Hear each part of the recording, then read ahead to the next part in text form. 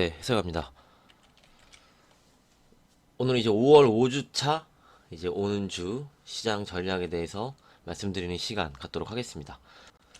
사실 이제 금요일에는 많은 분들이 좀 기대를 하셨을 거라고 좀 생각을 합니다. 아무래도 나스닥이 좀 급등을 해서 그 영향을 우리 시장에 받지 않을까 많이도 기대를 하셨을 거라고 좀 생각을 하는데 우리 시장이 반영을 못 받았죠.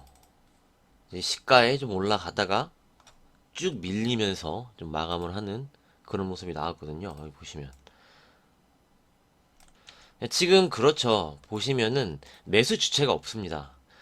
주식은 간단하게 생각을 하세요. 누가 많이 사줘야지 올라가는 겁니다. 그렇죠. 근데 지금 비싸게 사주는 주체가 없는 거죠. 그리고 외국인은 계속적으로 좀 매도가 나오는 그런 상황이고. 그래서 현재 시장을 좀 잘 이해를 하셔야 되는데요. 이 디커플링 자체가 미국장과 우리 장이 디커플링이 나온 이유를 먼저 좀 말씀을 좀 드릴게요. 이게 지금 달러 인덱스예요. 달러 인덱스를 보시면 내려오고 있죠.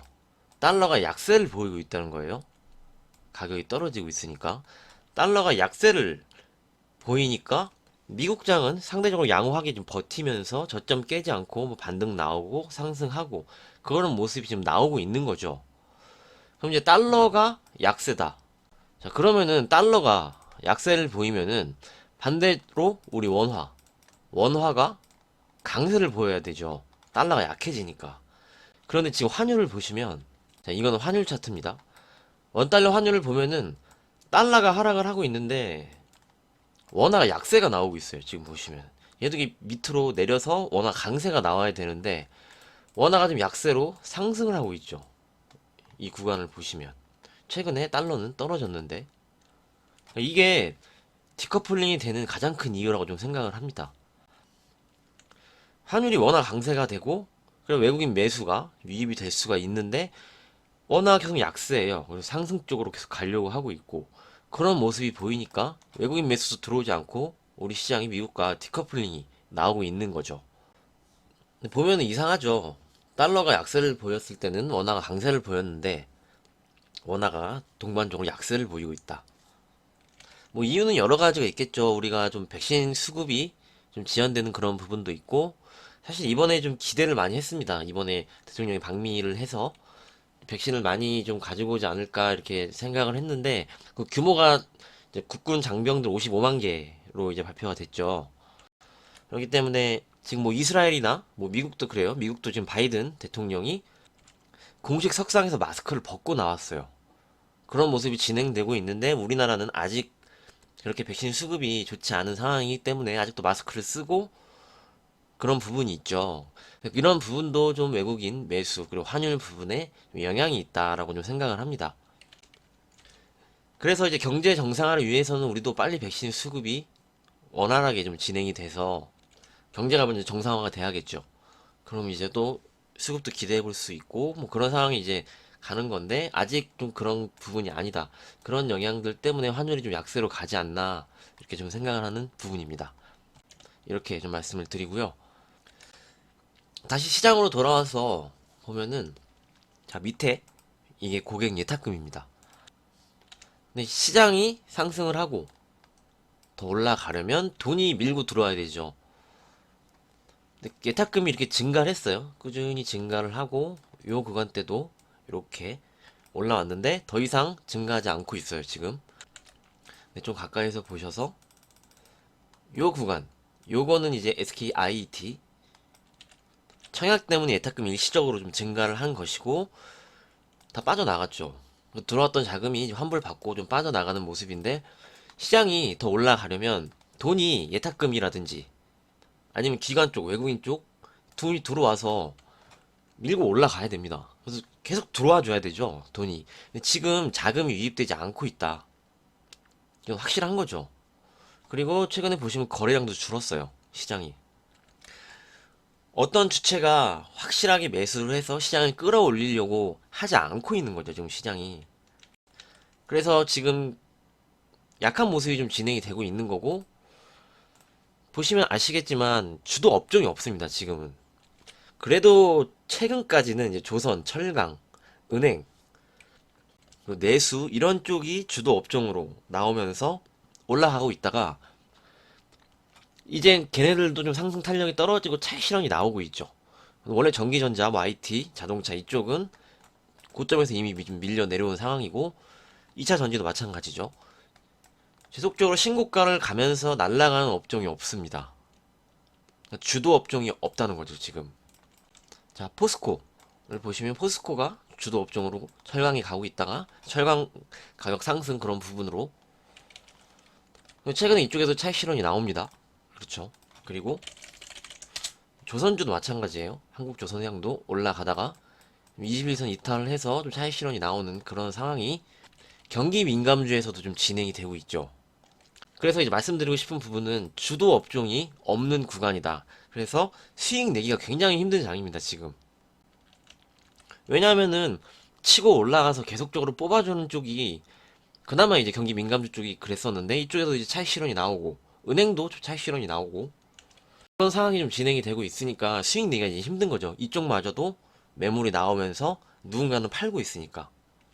그래서 지금은 지수가 3156포인트지만 주도 업종이 없고 이미 주도주들 삼성전자 포함해서 내려가고 있습니다.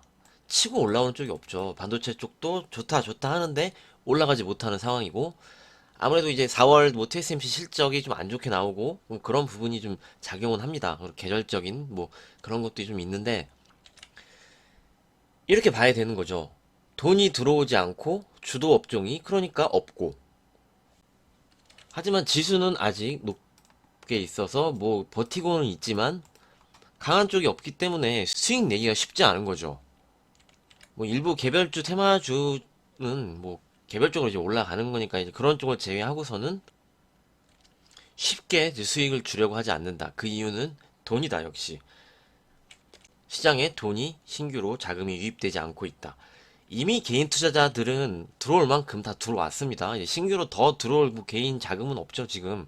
이미 주식을 하려고 하는 분들은 다 이미 시장에 참여가 돼 있고, 뭐 1월처럼 뭐 계좌가 몇만 개가 늘어나면서 이제 밀고 들어오는 그런 시점도 아니죠, 지금.